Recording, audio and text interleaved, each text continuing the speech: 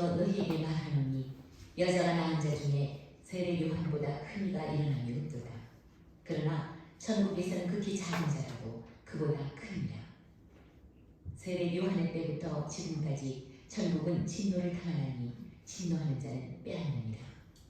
모든 선지자와 율법이 예언한 것은 요한까지니 만일 너희가 즐겨 받을진대 오리라 한 엘리야가 곧 이 사람이니라. 귀 있는 자는 들을지어다. 이 세례를 무엇으로 비유할까? 비유하건대 아이들이 장터에 앉아 제 동물을 불러 이르되 우리가 너희를 향하여 피리를 불어도 너희가 춤추지 않고 우리가 슬피 울어도 너희가 가슴을 치지 아니하였다 한 것 같도다. 요한이 와서 먹지도 않고 마시지도 아니하며 그들이 말하기를 귀신이 들렸다 하더니 인자는 와서 먹고 마시며 말하기를 보라 먹기를 탐하고 포도주를 즐기는 사람이요 세리와 죄인의 친구로다 하니 지혜는 그 행한 일로 인하여 옳다함을 얻느니라. 아멘. 하나님의 말씀입니다. 오늘은 마태복음 40번째 시간입니다. 마태복음 11장 2절에서 19절의 말씀을 가지고 열매로 드러납니다 라는 제목으로 말씀 나누고자 합니다. 여러분, 성경을 읽을 때 무엇보다 우리가 관심을 가져야 될 것은 문맥입니다. 컨텍스트, 어떤 흐름 속에서 오늘 말씀이 있는지를 정확히 보고 해석하지 않으면 우리는 오류에 빠지기 쉽습니다. 여러분, 오늘 11장의 말씀은 어떤 문맥 속에 있는 말씀인가요? 불신앙의 모금집, 불신앙을 모아놓은 말씀들 속에 있습니다. 11장 2절에서 11장 24절까지, 2절에서 24절까지는 전부 다 불신앙에 대한 이야기입니다. 2절에서 오늘 19절까지의 말씀은 이스라엘 사람들의 불신앙을 다루고 있고요. 그리고 20절에서 24절, 다음 주에 우리가 다루게 된 내용은 갈릴리 고을의 사람들의 불신앙에 대한 내용이 있습니다. 그리고 25절에서 30절은 믿음을 강조한 후에 그리고 나서 내게로 오라라는 예수님의 초청의 말씀이 있습니다. 28절을 보면 수고하고 무거운 짐진 자들아 다 내게로 오라 내가 너희를 쉬게 하리라. 이렇게 오늘 문맥이 쭉 이어지고 있습니다. 여러분, 컨텍스트, 문맥이 굉장히 중요한데요. 11장의 핵심의 문맥은 뭔가 하면 불신앙, 믿음 없음이라는 것입니다. 여러분, 어느 시대에나 불신앙은 존재합니다. 예수를 믿어도 마음속에 불신앙, 믿음 없는 사람들이 있습니다. 때로는 흔들리는 사람들이 있습니다. 불신앙의 이면에는 무엇이 있을까요? 항상 예수님에 대한 의심이 있습니다. 예수님에 대한 오해가 있습니다. 오해와 의심이 깔려있기 때문에 우리의 마음속에 불신앙이 존재하는 것입니다. 오늘 본문에 등장하는 세례요한과 그의 제자들 역시 불신앙의 모습을 드러내고 있습니다. 천하의 세례요한도 신앙이 흔들렸다라는 것입니다. 여러분, 이 점에서는 굉장히 우리에게는 위로가 됩니다.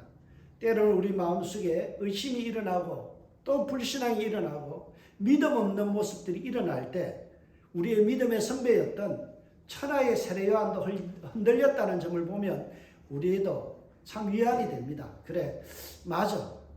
세상에 그렇게 천하의 세례요한조차도 하나님의 말씀에 대한 의심 또는 예수 그리스도에 대한 의심을 갖고 헷갈려하고 흔들릴 때가 있었다라는 것입니다.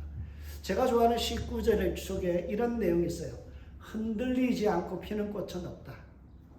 여러분, 흔들리면서 우리 신앙은 자란다라는 거죠. 여러분, 사실 세례요한을 보면요, 그는 흔들려서는 안 될 사람 같아요. 그는 예수님을 깊이 만났던 경험이 있는 사람입니다. 분명 세례요한은 예수님과 남다른 추억이 있고 그의 인생에서 목격된 점들이 아주 남달라요. 체험적인 신앙인입니다. 마태복음 3장 13절에서 15절에 보면 세례요한이 세례를 베풀 때 예수님께서 그의 앞으로 나오십니다. 그리고 세례를 청하죠. 도저히 내가 신들매도 감당하기 어려운 분인데 예수님께서는 세례요한에게 세례를 허락해달라고 이야기합니다. 그래서 예수님의 요청대로 세례요한이 요단강에서 세례를 베풀을 때 하늘이 열리고 성령이 비둘기같이 임하는 것들을 그는 목격했습니다. 그리고 하늘로부터 울려 퍼지는 하나님의 음성을 들었어요. 이는 내 사랑하는 아들이요 내 기뻐하는 자라. 여러분 이런 체험 여러분 해보셨나요? 이런 신비한 체험을 했다라면요 신앙이 흔들리지 않아야 정상 아닌가요? 요한은 예수님을 통해서 신비한 체험을 했습니다. 그런데 그의 인생에 여러 가지 일들로 인해서 곤두박질 치는 일이 생겼어요. 불행하게도 예수님께서 요한을 떠난 시점에서 얼마 지나지 않아 요한은 체포되어 옥에 감금되게 되었습니다. 여러분 여기서 우리는 갈등이라는 것을 발견하게 됩니다. 하나님을 잘 섬기고 예수님을 수종들었으면 복을 엄청나게 받아야 우리의 마음이 그래 맞아 우리도 헌신하는 보람이 있지. 요한처럼 이렇게 하나님 앞에서 헌신하면 복을 받아야지. 이게 정상인데 오늘 본문의 내용을 보면요 그러지는 않아요. 사역을 잘 감당했고 그가 열심히 예수님의 사역을 수종들었는데 그는 감옥에 갇혔다라는 거예요. 감옥에 갇혀서 예수님의 행색을 보니까 그분이 거침없이 이스라엘 향하여 진격하고 불신자들을 이렇게 설득하고 그리고 그 세상을 접수해 나가야 되는데 계속해서 타락한 종교 지도자들과 권력자들에 의해서 배척당하고 그리고 계속해서 밀리는 것들을 보게 됩니다. 예수님께서 하시는 일을 보면 분명히 이사야 선지자가 예언한 대로 메시아가 맞는 것 같은데 돌아가는 판세를 보니까 어때요? 전혀 예수님이 어떤 부분에서 기득권을 잡거나 사람들 앞에서 인기가 아주 대단하거나 그리고 세상을 변화시키거나 이러지를 못하고 계속해서 밀리는 것을 보게 되었습니다. 그리고 타락한 종교 지도자들을 즉각적으로 심판하지 못하는 예수님의 모습을 보면서 그때부터 마음에 의심이 들기 시작했습니다. 분명 남다른 예수님의 모습 때문에 기대했었는데 예수님 때문에 신비한 체험도 했는데 돌아가는 판세를 보니까 전혀 예수님의 메시아 같지 않아요. 그래서 과연 예수가 메시아일까? 라는 의심이 그의 마음에 들기 시작했습니다. 엎친 데 덮친 격으로 요한의 제자들과 예수님의 제자들 사이에 갈등이 생겼어요. 9장 14절에 보면 요한의 제자들은 예수님의 제자들을 향하여 거칠게 몰아세웁니다. 우리는 바리새인과 같이 금식하는데 너희들은 왜 금식하지 않느냐? 예수님 금식해야 되는 거 아닙니까? 금식의 문제로 해서 예수님의 제자들과 세례 요한의 제자들 사이에 분쟁이 생겼어요. 세례 요한을 따르는 제자들의 마음이 불편해졌습니다. 아니 금식하고 기도하는 것이 신앙의 기본인데 그것을 지키지 않는 예수님의 제자를 보면서 마음이 불편해지고 시험에 들었다는 거예요. 예수님을 향한 비난과 항의가 요한의 제자들 속에서 들끓어 오르기 시작했고 쏟아져 나왔습니다. 그래서 요한이 감옥에서 예수님께 제자들을 보내서 단도직입적으로 질문을 합니다. 그 내용은 오늘 본문입니다. 요한이 옥에서 그 그리스도께서 하신 일을 듣고 제자들을 보내어 예수께 여짜오되 오실 그이가 당신이니까? 요한의 질문의 내용은 이렇습니다. 당신이 메시아 맞습니까? 어떤 종류의 메시아입니까? 우리가 기대했던 메시아 맞습니까? 처음에 우리는 메시아를 기대했는데 당신이 하는 것 보니까 메시아가 아닌 것 같아요. 다른 메시아를 우리가 기다려야 됩니까? 이런 의심이 요한과 요한의 제자들 마음속에 깃들기 시작했습니다. 그래서 요한은 이어서 이런 질문을 이어갑니다. 우리가 다른 일을 기다려옵니까? 세상을 뒤집어 놓고 권력자들과 타락한 종교 지도자를 한꺼번에 썰어낼 수 있는 그런 강력한 파워를 가진 메시아를 우리는 기다려야 합니까? 여러분, 이 본문을 보면서 요한의 모습과 우리의 모습이 매우 흡사하다는 것을 우리는 발견하게 됩니다. 요한은 그가 원하는 메시아를 기대했어요. 힘 있는 메시아, 한 번에 뭔가를 이루어 줄 수 있는 메시아, 나의 억울함을 풀어주고 옥에 갇힌 나를 끌어내어서 방면시켜주고 그리고 내가 옳았다라는 것을 검증시켜 줄 수 있는 메시아를 그는 원했다라는 거예요. 여러분, 우리가 믿는 예수님 어떤 예수님인가요? 내 뜻대로 움직여주는 예수님, 내 소원을 성취해주는 예수님, 나를 지지해주는 예수님, 내 손을 들어주는 예수님. 그래, 네가 오라라는 것을 드러내고 예수님을 통해서 검증받고 싶은 그런 우리의 마음속에 그런 욕심들이죠. 우리가 원하는 것은 그런 예수님이에요. 내가 바라는 것, 내가 배우고 원하는 것, 그리고 내가 아는 예수님, 그분이 나의 예수님이시를 바라죠. 그러나 성경은 그렇게 말하지 않습니다. 우주보다 크신 하나님, 우리의 생각보다 더 높으신 하나님, 그 하나님을 믿는 거예요. 여러분의 생각에 갇혀있는 하나님, 그 하나님은 하나님 아니에요. 여러분의 경험과 여러분의 성경의 지식을 뛰어넘는 하나님인데, 우리는 IQ 200도 안 되는 인간들이 어때요? 내가 믿는 하나님, 내가 이해한 하나님만이 정답이다라고 생각하는 거죠. 그래서 우리는 어떤 부분에서 하나님을 우리가 인정하지 않고요, 성령의 역사를 인정하지 않아요. 어제 제가 밤에 성경을 읽다가 저하고 같이 공부했던 교수님이 한 분 있어요. 그 교수님이 설교하는 것을 듣게 되었어요. 성결대학교 교수님이신데요. 교수님이 굉장히 충격적인 설교를 해요. 그분이 은사, 자기 안에서 있었던 그 영분별의 은사와 이런 것들을 이야기할 때, 눈이 번쩍 뜨이는 거예요. 그래, 하나님께서 보여주시는 환상과 비전과 여러 가지를 통해서 하나님은 꿈으로도 보여주시고 환상 가운데 보여주셨는데, 내가 너무 지성적으로만 예수를 믿다 보니까 이전에 내게도 나타났던 그 은사들이 사라져버렸구나.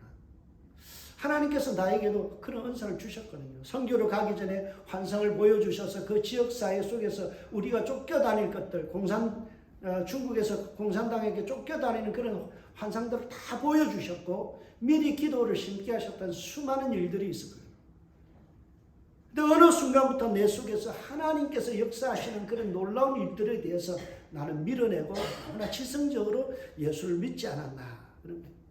내가 원하는 예수, 내가 바라는 예수, 그 이상으로 역사하시고 그 이상으로 활동하시는 하나님에 대해서 우리는 인정하지 않고 밀어낼 때가 많았다라는 거예요. 그래서 우리는 우리의 생각과 우리의 이성을 뛰어넘는 하나님을 인정하는 것이 필요하다라는 거예요. 요한의 생각 속에 갇혀있는 하나님이 아니라 요한의 생각을 뛰어넘는 하나님이 존재하신다라는 거예요. 그리고 그분은 말씀을 통해서 오늘날 우리에게 보여주십니다. 여러분, 말씀은요, 하나님의 뜻을 그대로 드러내 주시는 거예요. 우리 은사들 중에도 영분별의 은사 있죠. 지식의 은사, 지혜의 은사. 많은 은사들이 31가지 은사들이 성경에 나타납니다. 말씀 안에서 우리에게 주시는 귀한 하나님의 은혜들을 우리는 배워나가고 그리고 누려야 되는 것입니다. 여러분, 오늘 본문 4절을 주목하여 보십시오. 예수님의 대답이 나와요. 우리가 다른 메시아를 기다려야 됩니까? 라고 질문하는 그들을 향하여 예수님께서 대답하시는 내용이 나옵니다. 거기에 보면 예수께서 대답하여 이르시되 너희가 가서 듣고 보는 것을 요한에게 알리되, 여기에 중요한 이야기들이 있습니다. 그것이 무엇인가 하면 듣고 보는 것이라는 겁니다. 여러분, 여기에 우리가 강조하는 두 가지의 말씀이 있죠. 듣는 것, 보는 것을 전해라. 듣는 것이 무엇일까요? 예수님께서 선포하신 복음의 말씀이죠. 오늘날로 적용하면 성경 말씀이에요. 예수님께서 다른 메시아를 기다려야 됩니까? 라고 하는 그 요한과 요한의 제자들을 향하여 뭐라고요? 너희가 듣는 것, 성경이 뭐라고 말씀하는지를 살펴봐라 라는 거고요. 두 번째는 보는 것, 말씀에 기반해서 어떻게 행동하는지를 보라라는 거예요. 여러분, 보는 것은 예수님께서 세상에 오셔서 치유하시고 긍휼을 베푸신 그 모든 이적과 행위들을 본 것, 목격한 것을 이야기합니다. 예수님에 대한 구체적인 체험의 신앙이죠. 우리는 여기서 두 가지를 균형 있게 살펴야 됩니다. 첫 번째, 우리는 말씀의 토대 위에서 신앙생활을 한다는 겁니다. 예수님께서 우리에게 뭐라고요? 말씀, 너희가 듣는 것, 예수님의 말씀에 기반해서 신앙생활 하는가? 더불어서 뭐라고요? 거기에 머물지 말고 말씀에 기반해서 우리가 어떻게 체험하고 누리는가? 라는 것입니다. 우리의 신앙은 말씀의 토대 위에서 강력한 체험이 있어야 돼요. 듣는 것을 도외시하거나 체험을 도외시하는 신앙은 건강한 신앙이 아닙니다. 여러분, 우리 신앙은 항상 하나님의 말씀을 기반해서 그 말씀이 우리에게 어떻게 역사하는지를 체험해야 돼요. 성경 말씀 100번 읽으면 뭐예요? 그 말씀이 내 삶 속에 적용되지 않으면 뭐예요? 아무런 의미가 없죠. 그러니까 하나님의 말씀에 기반해서 우리가 듣는 말씀을 그 말씀에 기반해서 예수님께서 하신 행동을 보면서 너희들이 판단하라는 거예요. 여러분, 성경은 분명히 체험적인 신앙을 강조합니다. 5절을 보세요. 5절 말씀은 예수님의 행하신 일을 나열하고 있습니다. 맹인이 보고 걷는 사람이 걸으며 나병 환자가 깨끗함을 받으며 못 듣는 자가 들으며 죽은 자가 살아나며 가난한 자에게 복음이 전파된다 하라라고 말씀합니다. 맹인이 보게 되고요. 못 걷는 자가 걷는 일이 일어나고요. 그리고 나병 환자가 깨끗한 일이 일어났다고. 여러분, 우리 교회에 이런 일이 일어나면 어떡할까요? 대단한 놀라운 신비죠. 이건 체험적인 신앙이에요. 여러분, 살아오면서 우리는 수많은 체험을 경험하죠. 오늘 분명히 성경은 체험적인 신앙을 강조합니다. 그런데 이 체험은 항상 진리의 말씀과 더불어 가야 된다는 거예요. 듣는 것이 먼저이고 그리고 나서 보는 것으로 넘어가야 됩니다. 보는 것만에 현혹되어지면 우리는 굉장히 위험해질 수 있습니다. 말씀 없는 구복적인 신앙 그리고 현세적인 신앙은 더 위험합니다. 말씀에 기초한 은사와 말씀에 기초한 체험이 있어야 돼요. 예수님은 이것을 추구하라 라고 말씀하죠. 여러분, 예수님의 행동은요 항상 말씀, 구약 말씀에 기초한 행동입니다. 오늘 본문 5절의 말씀, 우리가 읽었던 맹인이 보고 그 다음에 걷지 못하는 사람이 걷는 일들이 일어난다는 이 내용은 어디에 나오는 말씀인가요? 그것은 바로 이사야 35장 5절에서 6절의 말씀입니다. 오늘 이사야 35장 5절에서 6절의 말씀, 성경의 말씀에 기반해서 예수님은 행동하셨다는 거예요. 거기에 보면 그때 맹인의 눈이 밝을 것이요 못 듣는 사람의 귀가 열릴 것이며 그때 자는 사슴같이 뛸 것이요 말 못하는 자의 혀는 노래하리니 이런 광야에서 물이 솟겠고 사막에서 시내가 흐를 것이니라. 이사야 35장의 말씀에 기준하여서 예수님은 행동하셨다는 거예요. 마구잡이로 기적을 행한 것이 아니라 말씀을 기준으로 해서 말씀에 기반한 행동을 하셨다는 거예요. 여러분, 신앙은 이것입니다. 신앙은 말씀에 기준해서 그 말씀이 우리의 삶에 역사할 수 있도록 성령의 역사로 통해서 체험되어져야 돼요. 듣는 것으로 지식으로 이해되는 수준이 아니라 그 말씀이 우리의 삶에 병든 자가 일어나는 역사, 맹인이 눈을 뜨는 역사들이 우리 교회 속에도 일어나야 돼요. 왜요? 어제나 오늘이라 동일하신 하나님이시기 때문에. 예수를 통해서 역사하셨던 그 하나님의 역사하심은요, 오늘 21세기도 동일하게 역사가 일어날 수 있다라는 사실이에요. 그래서 말씀이 육신이 되신 그 예수님, 그 말씀으로 통해서 일하셨던 주님은요, 항상 구약의 말씀에 기반해서 말씀이 성취되는 것을 보여주셨다라는 거예요. 그래서 우리는 철저하게 신앙은 항상 말씀에 기반한 체험이 되어야 돼요. 저는 우리 교회가 체험적인 신앙이 일어나길 주의로 축복합니다. 여러분의 삶 속에서도요, 신비한 일들이 일어나야 돼요. 그래야 예수님 간증하죠. 그래야 내가 만난 예수님을 전할 수 있잖아요. 그러나 그것이 신비주의로 흘러서는 안 돼요. 무엇이 기준이 돼야 돼요? 항상 말씀. 그래서 말씀이 육신이 되신 예수님에게 우리는 철저하게 집중하고 초점을 맞춰야 됩니다. 이 사실을 6절에서 강조합니다. 누구든지 나로 말미암아 실족지 않는 자는 복이 있도다 하십니다. 여러분, 예수님께 집중하고 예수님에게 완전히 헌신하게 되면요, 우리가 손해볼 수 있어요. 그러나 이것이 복된 신앙이다라는 거예요. 말씀에 기반해서, 예수님의 말씀에 기반해서 신앙생활하는 것, 그 말씀이 우리의 삶에 적용되어지고 그 말씀이 힘이 있어서 성령의 역사로 드러나는 것을 우리가 누려야 되는데, 이것을 자칫 잘못하면 신비주의에 흘러가요. 은사주의로 흘러가 버려요. 그러면 어떻게 돼요? 예수님 없이도 내가 뭘 봤다, 내가 어떤 체험을 했다. 이거는 매우 위험한 신앙이죠.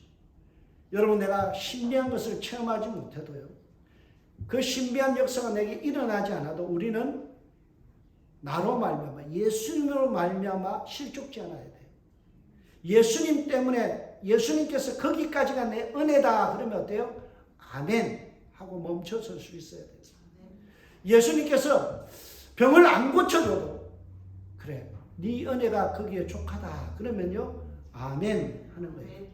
내게 그 능력이 나타나고 내게 그 놀라운 신비한 체험이 일어나면 참 좋겠지만 설사 그것이 일어나지 않아도요, 그러나 주님께서 그것이 내게 은혜에 족하다 그러면 어때요? 아멘. 거기까지 우리는 그것을 받아들일 수 있어야 돼요. 여러분, 요한의 입장에서 생각해 보세요. 인생의 주의 일을 헌신하고 예비하는 삶을 살았는데 옥에 갇혔어요. 풀려나는 것이 어때요? 좋은 일이잖아요. 할렐루야 아멘이잖아요. 그래야 간증거리가 되잖아요. 그래야 세상 사람들에게 나서 자랑거리가 될 건데, 세례 요한은 어떻게 됐어요? 나중에 목배임을 당해서 순교해요. 여러분, 우리 생각에서는 하나님은 어떻게 그럴 수 있습니까? 하나님 이왕이면 나와서, 풀려 나와서 하나님 자랑하고 예수님의 역사를 입으로 간증하면 좋잖아요. 내 병이 나와서 간증하면 좋잖아요. 근데 주님께서는 세례 요한에게 뭐라고요? 꼬일 대로 꼬인 인생, 망한 인생, 그게 하나님의 은혜다. 거기까지다. 체험이 더 이상 일어나지 않아도 말씀이 거기까지다라면 아멘 하는 거예요. 그래서 예수님께서 상처투성이 시험던 이 세례 요한을 향하여 뭐라고 말씀하고 있어요? 그게 정상이야. 잘하고 있어. 그게 복된 삶이야. 네가 감옥에 있는 것, 네가 설사 풀려나지 않고 병이 치유되지 않는 것, 그게 복된 삶이야. 그게 정상적인 신앙이야. 여러분, 참된 복은 예수님을 알고 그 예수님을 믿고 체험하는 신앙입니다. 참된 신앙은요, 예수님을 알고 그분의 말씀에 순종하는 거예요. 이 사실을 망각한 요한의 제자들에게 예수님께서 역으로 질문합니다. 그게 7절에서 9절의 세 가지 질문입니다. 여러분, 7절에서 9절의 내용에 보면 어떤 세 가지 질문이 있어요? 너희가 무엇을 보려고 광야에 나갔더냐? 바람에 흔들리는 갈대냐? 너희가 무엇을 보려고 나갔더냐? 부드러운 옷을 입은 사람이냐? 그러면 너희가 어찌하여 나갔더냐? 이 세 가지 질문을 해요. 여러분, 이 세 가지의 질문 핵심이 뭔가요? 오늘 이 세 가지 질문 누구를 가리키고 있어요? 세례 요한을 이야기하고 있어요. 7절의 첫 부분을 보세요. 그들이 떠남에 예수께서 무리에게 요한에 대하여 말씀하시되 라고 말씀하죠. 예수님께서 질문하러 온 요한의 제자들이 따르고 있는 선지자로 여기는 그 요한에 대한 말씀을 하고 있어요. 예수님이 메시아가 아니라고 의심을 품는 요한과 그의 제자들에게 이런 질문을 합니다. 너희가 따르는 요한이 어떤 사람이냐? 요한은 큰 선지자다. 옳다, 내가 너에게 이르노니 선지자보다 더 큰 자니라. 요한이 참 귀한 선지자라는 거예요. 요한은 결코 사명 위에 다른 것을 탐하지 않았다. 요한은 흔들리는 갈대처럼 신앙이 흔들리는 사람이 아니었다. 그래서 흔들리지 않고 감옥에 갔다. 권력을 탐하여 부드러운 옷을 입고 왕국에 출입하는 그런 사람도 아니었다. 그런 요한을 따르는 너희가 추구하는 신앙의 본질이 무엇이냐? 예수님이 이것을 묻고 있어요. 그러면서 뭐라고요? 참 선지자가 아니더냐. 9절 보세요. 그러면 너희가 어찌하여 나갔더냐? 선지자를 보기 위함이 아니었더냐? 옳다. 누가 선지자라고요? 세례 요한. 요한은 갈대처럼 흔들리지 않는 그런 신앙을 가지고 옥에 갇혔어요. 아부하면서 멋진 옷을 입고 허세 부리면서 왕궁에 출입하는 그런 신앙인도 아니었어요. 주의 사명 앞에 철저하게 헌신하는 세례 요한이었어요. 그래서 예수님도 참 선지자다. 잘하고 있다. 감옥에 있어도 네가 잘하는 것이다. 예수님께서 이렇게 평가하고 있는 것입니다. 예수님은 세 번의 질문을 통해서 요한의 제자들에게 이렇게 말씀하죠. 지금까지 잘해놓고 왜 흔들려? 지금까지 예수님 바라보고 옥에 가고 믿음으로 담대히 나갔으면 잘하고 있는 거야. 왜 흔들려? 라고 지금 주님께서 말씀하는 거예요. 저도 여러분에게 동일한 말씀을 전해드리고 싶습니다. 지금까지 잘해놓고 왜 흔들리십니까? 지금까지 믿음의 길을 잘 걸어오셔놓고 왜 자꾸 마음이 왔다 갔다 하세요? 지금까지 잘 하셨잖아요. 평생 예수님 바라보고 잘 해오셨잖아요. 그런데 마음이 때로는 시험 들고 때로는 흔들릴 때가 있다. 그런 분들을 위하여 오늘 예수님 뭐라고요? 잘하고 있어요. 지금까지 잘하고 있어요. 흔들리지 마세요. 제가 중고등학교 때 시험 칠 때 꼭 시험 칠 때요 답을 고쳐 써서 틀린 게 너무 많아요. 시험 치다가요 분명히 답이 3번이에요. 3번을 딱 찍었는데 마음속에 의심이 일어나요. 아무래도 1번 같아. 그래서 마지막에 시험 종료되기 전에 답을 지우고 1번 딱 체크했는데 여지없이 틀린 경우가 참 많았어요. 여러분, 우리 신앙이 그런 것 같아요. 지금까지 잘해 오셨어요. 그런데 우리 마음속에 의심이 일어나서 고치고 싶어요. 뭔가 다른 길을 돌파하고 싶어요. 다른 길을 보고 싶어요. 이 교회가 아닌가 봐. 때로는 이 공동체에 매력이 없는 것 같아요. 아니에요. 여러분 충분히 잘해 오셨고요. 충분히 좋은 공동체라는 사실이에요.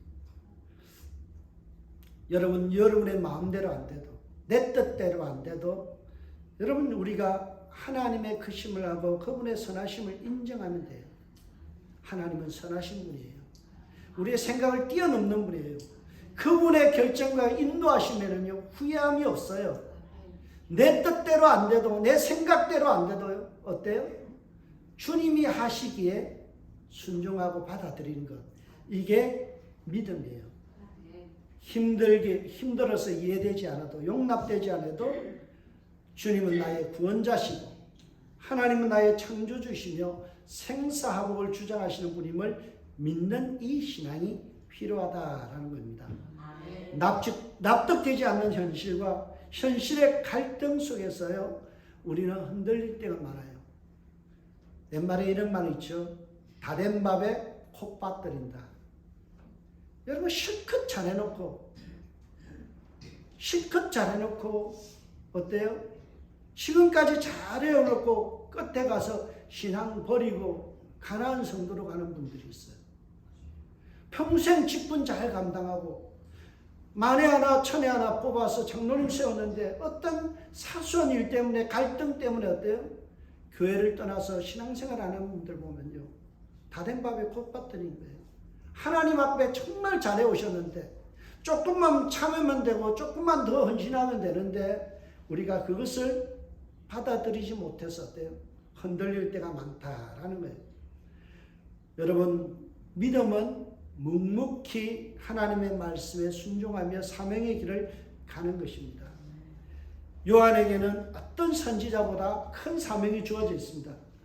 그것이 바로 예수님의 길을 예비하는 거죠. 율법의 문을 닫고 복음의 문을 여는 예수님의 사역을 돕는 거예요. 10절에 보면 기록된 바 보라 내가 내 사자를 내 앞에 보내니 그가 내 길을 내 앞에서 준비하리라 하신 것이 이 사람에 대한 말씀이다. 여기에 보면 기록된 바라는 말씀 있죠. 이 기록이 어디에 되어 있는 거예요? 구약성경 말라기 3장 1절의 말씀에 보면 보라 내가 내 사자를 보내니 그가 내 앞에서 길을 준비할 것이다. 세례 요한은 구약의 말씀에 기록된 대로 그의 삶을 살아낸 사람이에요. 그래서 말라기 선지자에서 예언한 대로 그 문을 그가 주님의 길을 예비하는 삶을 사는 특권을 누렸고 그리고 그런 놀라운 쓰임받는 축복을 누렸다는 거예요. 여러분 우리는 여기서 한 가지 교훈을 받습니다. 예수를 위해서 헌신하는 것, 예수님의 길을 위해서 준비하는 인생은 복된 인생이고요. 가장 가치 있는 인생이다. 오늘 본문에 이렇게 이야기합니다. 내가 진실로 너희에게 말하노니 여자가 낳은 자 중에 세례 요한보다 큰 이가 일어남이 없도다. 여자가 낳은 사람, 다 여자가 낳았잖아요. 그죠? 아담 빼놓고는 모든 인간이 다 여자가 낳은 사람이에요. 근데 그 중에서 누가 가장 크다고요? 세례 요한이. 왜 그렇습니까? 주의 길을 예비하는 사명에 헌신했기 때문이죠. 우리도 마찬가지입니다. 요한처럼 복음 전도의 사명에 헌신하면 그것이 가장 큰 인생이요 복된 인생이라는 거예요. 11절 뒷부분을 보세요. 그러나 천국에서 극히 작은 자라도 세례 요한보다 크니라. 우리가 다 세례 요한보다 크다라고 이야기합니다. 왜요? 우리는 세례 요한이 하지 못한 일을 하기 때문에. 세례 요한은 주의 길을 예비하는 사역을 했지만 우리는 어때요? 주의 복음을 전하는 사역. 그래서 찬송가에 어떤 내용이 있어도 천사도 흠모하겠네. 여러분의 입술을 열어서 복음 전하고 교회로 초청하는 것은 뭐예요? 천사도 흠모하는 일이에요. 세례 요한은요 기껏한 게 뭐예요? 예수님의 길을 예비하는 거예요. 근데 그 예비된 길을 우리는 걸어서 문을 열고 들어가 예수님과 함께 누리고 그 예수님을 전하는 이 일을 한다는 거예요. 그래서 천국에 가면 누가 더 크다고요? 세례 요한보다 우리가 더 큰 사람이다라는 거예요. 그래서 우리는 영광스러운 복음을 전하는 일에 헌신해야 됩니다. 12절을 보세요. 세례 요한 때부터 지금까지 천국은 침노를 당하노니 침노하는 자가 빼앗는다라고 이야기하죠. 여러분 천국은 누구에서 점령당한다고요? 예, 힘을 쓰는 자. 좀 쉬운 번역으로 읽어보면 힘을 쓰는 사람들이 그것을 차지한다라고 되어 있어요. 여러분 복음을 힘쓰는 성도가 되시기 바랍니다. 나가서 복음 전하는 사람 되어야 돼요. 그것이 복된 인생이고 그것이 존귀한 인생이다라는 거예요. 13절과 14절 보세요. 모든 선지자 율법이 예언한 것이 요한까지니 만일 너희가 즐겨 받을진대 오리라 한 엘리야가 곧 이 사람이라. 사명에 헌신했던 엘리야를 누구와 견주고 있나요? 세례 요한을 누구와 견져요? 엘리야. 구약에서 가장 탁월한 선지자가 누굽니까? 모세와 엘리야예요. 그래서 예수님 변화산에서 있을 때 누구와 나타났어요? 모세와 엘리야. 여러분 그 탁월했던 엘리야를 누구와 지금 견주고 있어요? 세례 요한과. 사명에 헌신하는 인생은 너무 존귀한 인생이다. 복음을 전하는 인생은요 그 세례 요한보다도 더 탁월한 인생이다. 그래서 우리에게 이렇게 이야기합니다. 귀 있는 자는 들을지어다.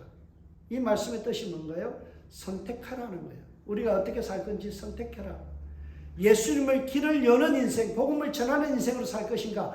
아니면 그냥 그렇게 복음과 상관없이 나는 살아버릴 것인가? 여러분 오늘 현 시대는요 주의 복음에 헌신하는 자들이 참 적어요.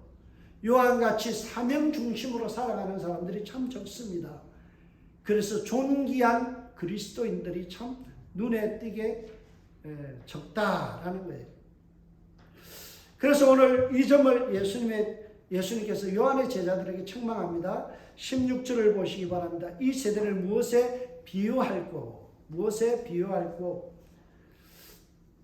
여러분 예수님께서 자문자답의 말씀을 하는데요. 비유컨대 아이들이 장터에 앉아 제 동물을 불러 이르되 우리가 너희를 향하여 피리를 부르도 너희가 춤추지 않고 우리가 슬피 울어도 너희가 가슴을 치지 아니함과 같도다라고 했죠. 여러분 오늘 여기에 보면 비유컨대라는 말이 호모이우라는 단어입니다. 비유하다. 마지막에 호모이우스 같도다라는 단어가 같은 의미예요. 비유가 아니에요. 직유의 말씀이에요. 어떤 사람에 대한 지금 꾸중이에요. 어린아이 짓하는 유치한 짓하는 사람들에 대한 꾸중이에요. 그들이 어떤 모습이라고요? 예, 같이 결혼식 놀이를 해도 장례식 놀이를 해도 시큰둥한 그런 어린아이 같은 태도를 하는 사람, 그것이 뭐라고요? 굉장히 유치하고 수준 낮은 신앙이다. 마태는 우리에게 전달합니다. 유치한 어린아이 짓을 그만두고 성숙한 성도가 되라는 거예요. 어린아이 같이 굴지 말고 성숙한 성도가 되라. 그러면 성숙의 기준이 뭔가요?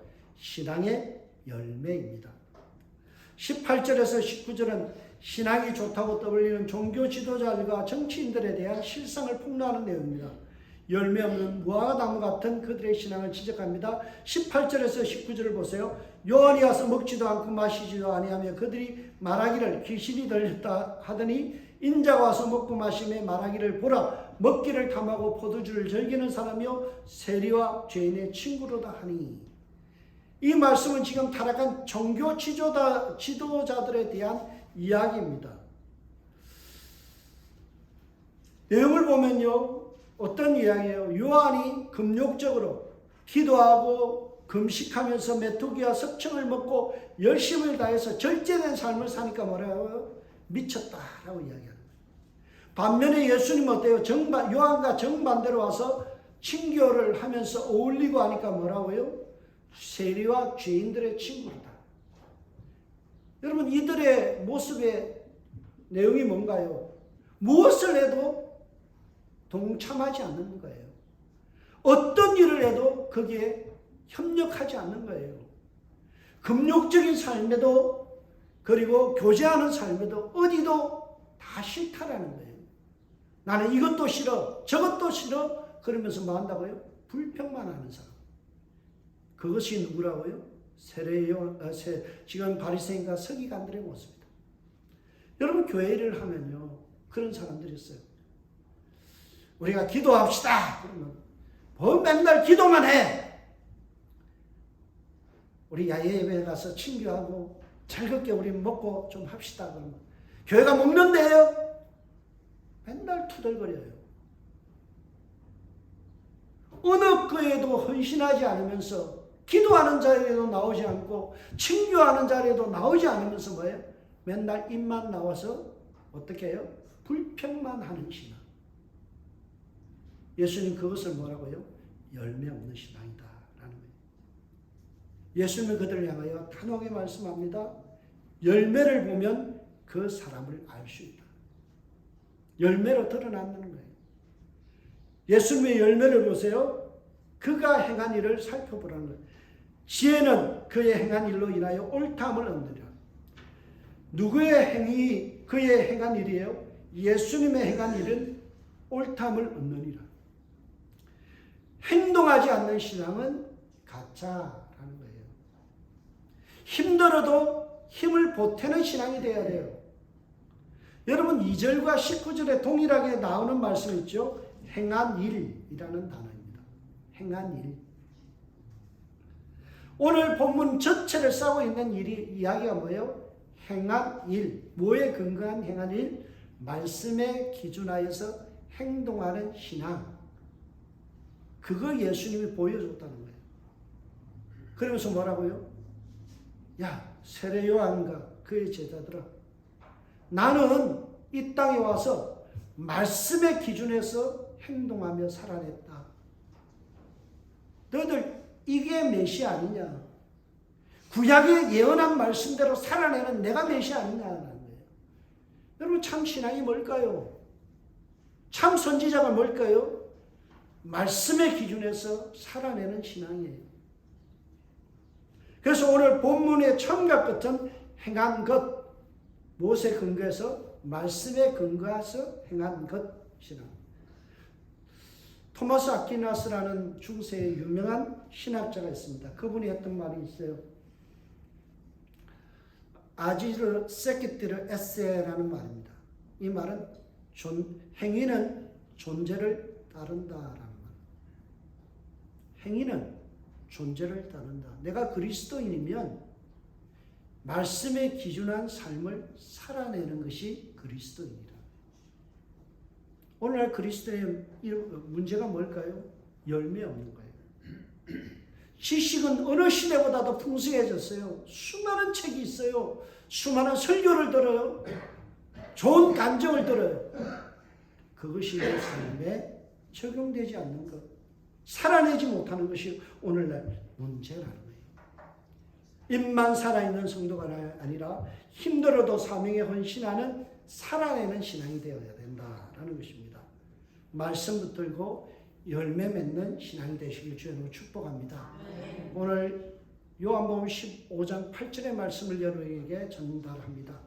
너희가 열매를 많이 맺으면 내 아버지께서 영광을 받으실 것이요 너희는 내 제자가 되리라. 여러분, 신앙은 입으로 하는 게 아닙니다. 들은 말씀, 배운 말씀, 그 말씀을 기준해서 살아내는 거예요. 그런 공동체가 아름다운 공동체고 믿음의 공동체라는 사실입니다. 저와 여러분이 이 한 주간 그것을 살아내므로 하나님 앞에 열매 맺는 신앙인 되시길, 제자 되시길 주님으로 축복합니다. 기도하겠습니다. 하나님, 참 열매 없는 잎사귀만 무성한 무화과 나무 같은 우리의 신앙임을 고백합니다. 주님, 다시금 열매 맺는 신앙인으로 성장하게 하여 주옵소서. 지금까지 자네왔던 신앙 우리가 버리지 않게 하시고 끝까지 주님 앞에 서는 그 순간까지 변함없이 충성하게 하여 주옵소서. 젊은 날에 잘해오셨던 우리 권사님들 축복합니다. 그들의 신앙 흔들리지 않게 하시고 인생이 곤두박질 치고 어려움 있고 몸이 아파도 사명 붙들고 끝까지 잘 살아내는 우리 권사님들 되게 하여 주옵소서. 믿음을 따라 행하는 저희들 되게 하여 주옵소서.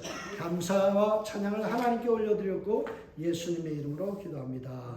아멘. 오늘 김원숙 권사님, 명예권사님 임직식을 진행하도록 하겠습니다.